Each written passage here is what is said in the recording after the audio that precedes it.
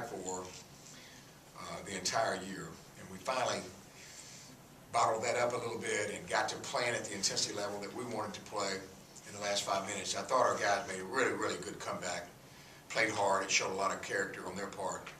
We started hitting a couple shots and started making a couple stops, but we felt like the momentum had shifted, and if we could have just got it to overtime, I think that things might have been different. But I thought that when we were able to take a few points of a lead, maybe close to double-figure lead, we didn't capitalize on that. We didn't take advantage of that. We didn't extend that lead. We didn't, we had some unforced, careless turnovers in the second half, but it all goes back to one thing in my mind, is this offensive rebounding against us.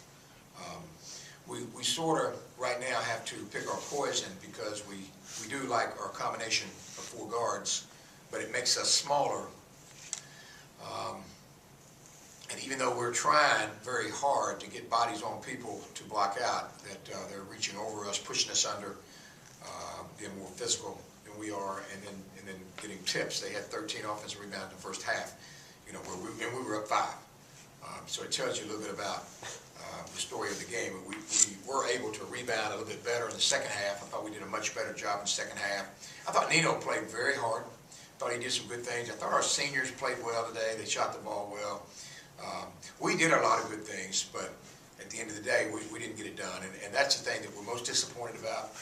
But it doesn't affect our conference. We've got to get our heads up. We can't worry about sulking and putting our head down. We've got conference play to play, and I give Ball State credit.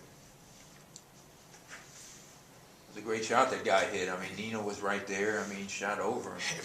It really was. I'd like to see just how far that was, probably 35, 40 feet. But nonetheless, we're in a switching mode, and we were one step behind.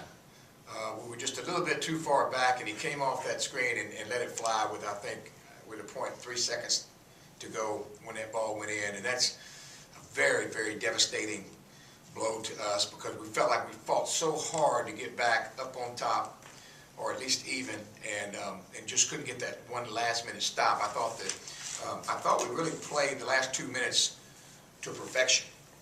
For the exception of that last switch there, it wasn't tight enough. But I did think that the last couple of minutes we played very well. We did some good things. We were able to foul the right people. We were able to just kind of slow the game down the last 2 minutes and kind of make it, just take it in a slow sleepwalk, so to speak, and just try to trade into the floor without the clock running.